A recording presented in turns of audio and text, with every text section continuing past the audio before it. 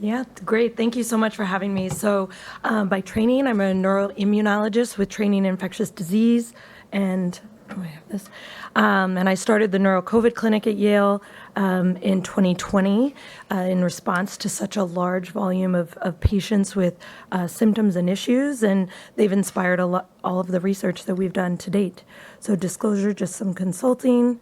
And here's an outline of what we're going to be talking about today. I'm going to go over a definition, clinical framework, some of our research challenges, as well as a background and hypotheses that we've used in our study. So first, for our study, we use the WHO definition. These are some of the most common symptoms that we see related to the nervous system. And notably, I took out anosmia, agusmia, because we know it's related to damage in the epithelium now, but it's still quite broad across the body. So this is my clinical framework. It's pretty complicated. When a patient comes in with neuropsychiatric symptoms after COVID, it can be a number of things. So first, it could be a worsening of a pre-existing condition, whether it was diagnosed or not. Some examples here. It can be a new onset condition after COVID. It can be commonly trigger an autoimmune condition. We've seen Sjogren's, lupus, inflammatory bowel disease, all sorts of other autoimmune diseases. I've seen unmasked neurodegenerative conditions. So, dementia starts 10 to 15 years in the brain before the first symptom, and then they get COVID and suddenly they've fallen off a cliff and they have Alzheimer's disease clinically. And then I would really put post-intensive care syndrome in a separate bucket because they seem to have a different clinical course after their illness than those who are not hospitalized, and particularly the cognitive impairment is less likely to improve. So in terms of neuropsychiatric long COVID, and when I say long COVID, the rest of the talk, I mean neuropsychiatric. It's just a mouthful. So in terms of cognitive dysfunction, it can be the classic post-COVID brain fog, or there can be an underlying diagnosis of sleep apnea or poor sleep or ADHD contributing. Headaches, we treat along the migraine spectrum. Neuropathy, I've seen a lot of small fiber neuropathy after COVID. And then dysautonomia, which has its own neurologic symptoms related to ME/CFS, POTS, and others. And then mental health is really not to be ignored. We see new onset anxiety, depression, panic attacks after COVID, or worsening of pre-existing. So some of the research challenges that we've talked about today, there's no biomarker or structured diagnostic criteria to choose our study participants carefully so that we have a homogeneous group that we can study and really understand the disease. So for example, Hashimoto's thyroiditis has a highly specific antibody. You include those people in the study and you can do a deep dive. The heterogeneity of the syndrome across patients with varying degrees of severity and time course presents quite a challenge. And we don't have pre-COVID visits, which is also a challenge, except in places with like the UK Biobank. And a single symptom, as a neurologist, cognition is extremely complicated, and it's hard to tease it out from the other conditions that a patient might have after COVID, including intractable migraine. Do they have ME/CFS? Do they have sleep apnea, et cetera? And then who are our control participants? That's always really important question with each COVID study. Are they recovered? Are they pre-pandemic? And so I'll move on into some of the good literature that we've had. So one of the earliest intriguing studies that came out is from the UK Biobank, and they demonstrated regional subtle gray matter thinning in the areas related to smell. And so it really brought up this question when we're finding these findings: is it correlation? Is it causation? Is it a result to a single insult or loss of sensory input like taste or smell? Or is it an ongoing process? And so To be determined. And one of the next studies that came out that was very interesting, looking at the brain, came out of Italy. And it was a study of 24 patients with perfusion imaging, and they had good matched controls, and they demonstrated significant hypoperfusion across the frontal, parietal, and temporal lobes, and notably right greater than left hemisphere, which is interesting, and demonstrating quite a wide process going on. And then most recently, I found this to be a really interesting study. It was very small numbers, but very fascinating. Demonstrated blood-brain barrier disruption, and they had 2 sets of controls, so long COVID without brain fog and recovered. And they used a number of MRI methods and found that there was subtle blood-brain barrier permeability. It was increased in the bilateral temporal and frontal lobes, and this was associated with thinning of the gray matter and subtle atrophy of the brain. And then they did studies in the blood as well, which I didn't cover all here, but blood transforming growth factor beta was strongly associated with this blood-brain barrier disruption and to the structural changes. And this marker has been previously linked to ME/CFS. So we're putting things together now. And then they did interesting ex vivo studies, and they used brain endothelial cells in a dish, and they showed that the PBMCs from these patients were pretty sticky to those endothelial cells, so giving us a little more insight. And so based on seeing hundreds and hundreds of patients and the current literature, we've come up with these hypotheses at the beginning of our COVID Mind study, and we set about to answering these questions. And so I'll go through each of them. All right. And so we really harnessed previous tools that have been used to study the brain and the function of the brain.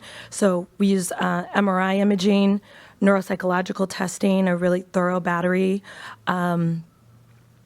blood markers of a variety that I'll show to you, and then cerebral spinal fluid analyses. And so here's our study design. As Michael mentioned, our patients are very motivated, and so we recruit a lot of patients from my clinic. We screen people from the community, and we've had patients come from all over the country. So we include anybody with neuropsychiatric long COVID, and we have 2 sets of controls for some of our studies, so pre-pandemic. And then most recently, we've really switched to the post-COVID recovered controls, because that really represents what's going on in the world. And we've successfully recruited 50 of long COVID and 50 recovered controls who have done these study procedures. And so first off, I wanted to know, what syndrome do our participants have? What symptoms are they really experiencing the most severely? And really it was fatigue, post-exertional malaise, then the cognitive symptoms, poor concentration, word finding difficulty, as well as mood, and headaches and other symptoms. So it's quite a wide spread. And then to go about really taking a deep dive into understanding the memory deficits, the concentration deficits, understanding what patients were actually telling us, we designed with our collaborator at Johns Hopkins, Dr. Rubin, an RDoC criteria approach using a variety of testing and survey. And so here's a picture of our results comparing individuals with long COVID neuropsychiatric symptoms with individuals who were pre-pandemic, and anything above 0.5 is considered significant. And so individuals with long COVID had deficits in language, working memory, declarative memory, cognitive control, most notably, and perception. And these results really were quite striking to us.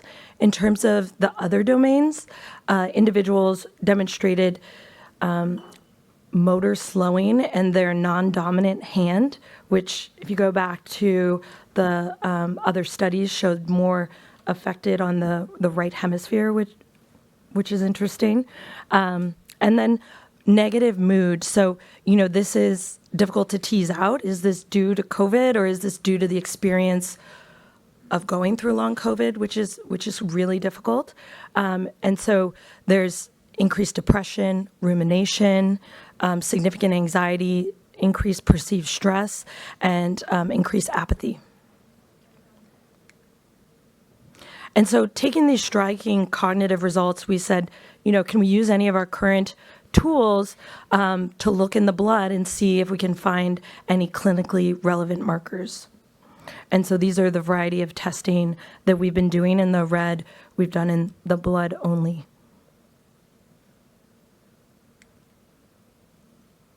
All right, so looking, one of the first things, because when the pandemic started, everyone thought that this has to be neural inflammation. This has to be inflammation in the central nervous system leading to all of these systemic effects. And so, as a neuroimmunologist, that was a question I really wanted to answer quickly. And so we took our pre-pandemic controls, and then we took 37 individuals with long COVID, and they weren't perfectly matched.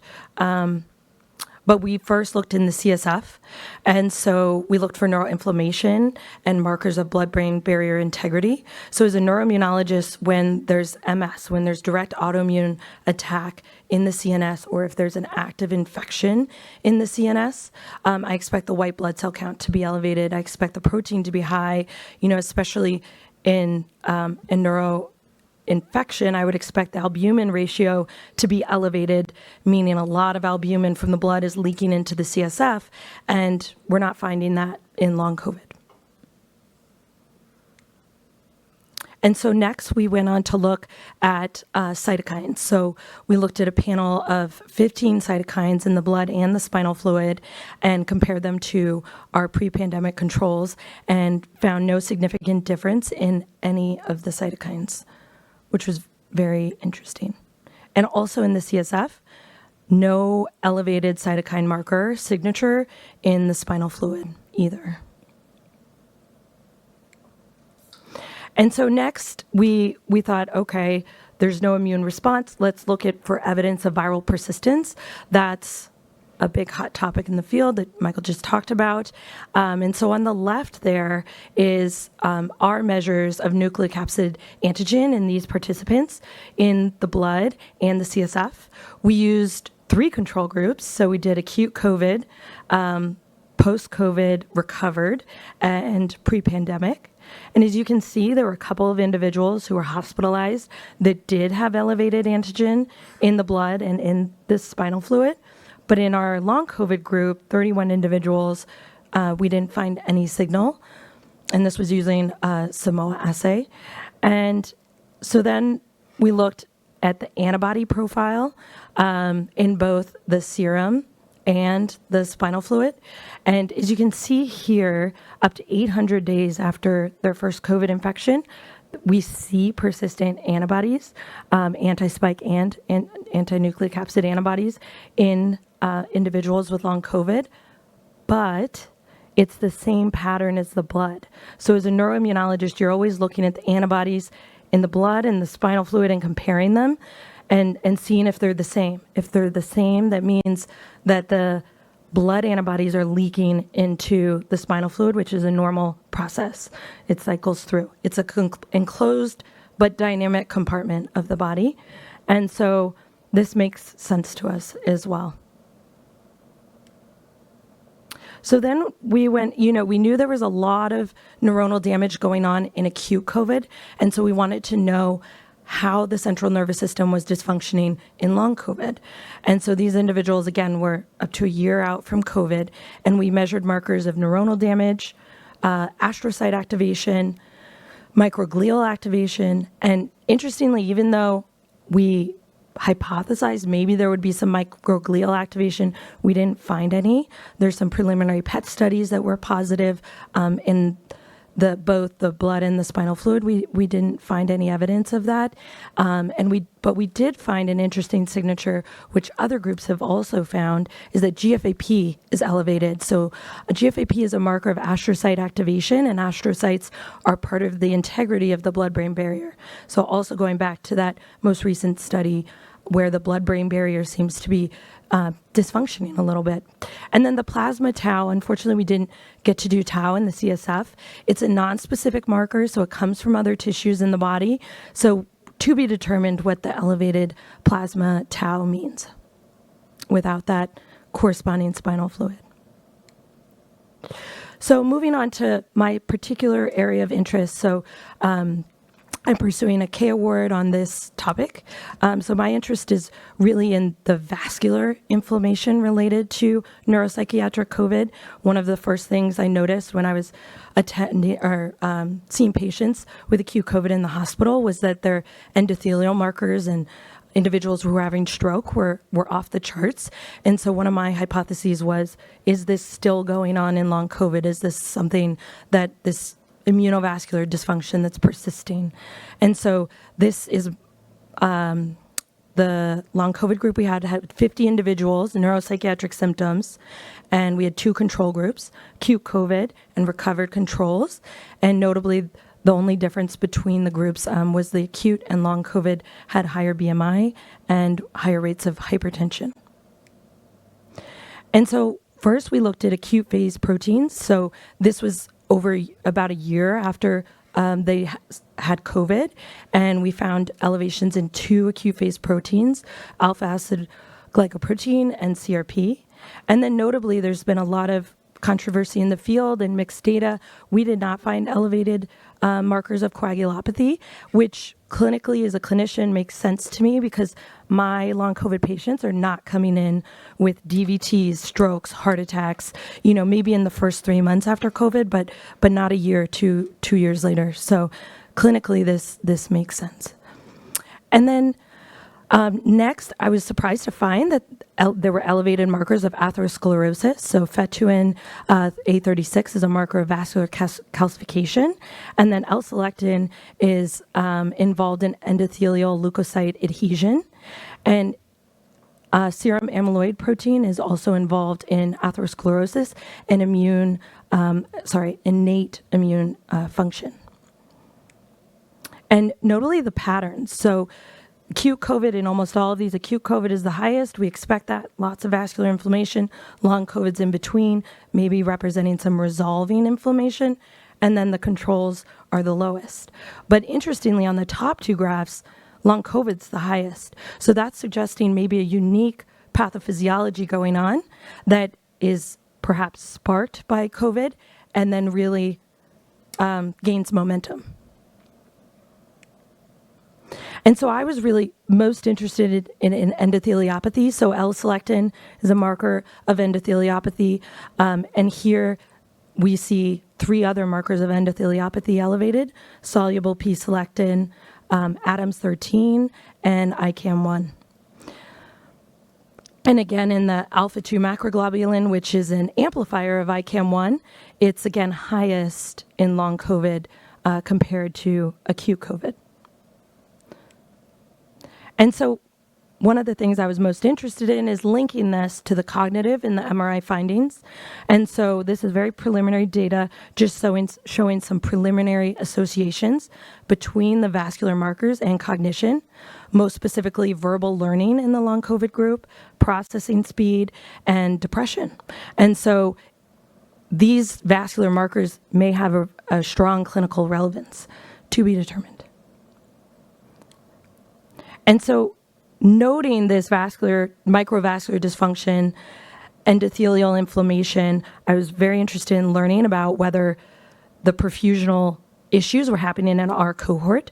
So we used arterial spin labeling to assess cerebral blood flow in our cohort. Specifically, we took the individuals with cognitive dysfunction, a key central nervous system symptom, and the groups were demographically similar.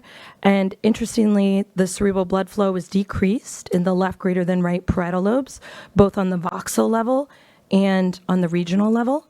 So on the right is 4 regions in the brain had decreased perfusion. Superior parietal lobe is involved in attention and perception. The precuneus is involved in a lot of different components of cognition, including memory, perception, and pain. And this is a particular area that's vulnerable to vascular insults, given it's supplied by the anastomoses of 3 major cerebral arteries. So this trend of hypoperfusion really is striking in our individuals with cognitive impairment, and we're continuing to recruit and hope to get a number more of patients to understand this better. And then the one thing that we haven't found is autoimmune attack of the spinal cord in the brain, but we have found that in the peripheral nerve system. And so individuals with autoimmune small fiber neuropathy, so we had 9 patients who were treated with IVIG, 7 who weren't able to get treatment, and they demonstrated significant improvement. Notably, I won't go into all of it, but the 3 patients with diabetes who had IVIG did not recover fully, and the 3 untreated patients with positive autoantibodies did not improve, or they worsened. And so in conclusion, in the central nervous system, viral persistence is less likely, same with neuroinflammation, direct immune attack, but predisposed susceptibility and immunovascular dysfunction are kind of floating to the top as the most plausible hypotheses. And then to be determined on the significance of neuronal injury, and the astrocyte injury and activation really fits in with that blood-brain barrier hypothesis. And so a summary of our neuropathogenesis is that there's subtle brain atrophy, no neuroinflammation, no viral antigen presence yet, and mild astrocyte dysfunction, some blood-brain barrier dysfunction, and immunovascular dysfunction and endotheliopathy. But in terms of viral antigen persistence, we do need definitive studies. And, one of my hypotheses is whether the immunovascular dysfunction is stemming from an antigen pool in another part of the body, and not specifically in the brain. So wanted to thank all of our collaborators and Dr. Spudich and Farhadian, and I'll take questions. Sorry, I'm a little over.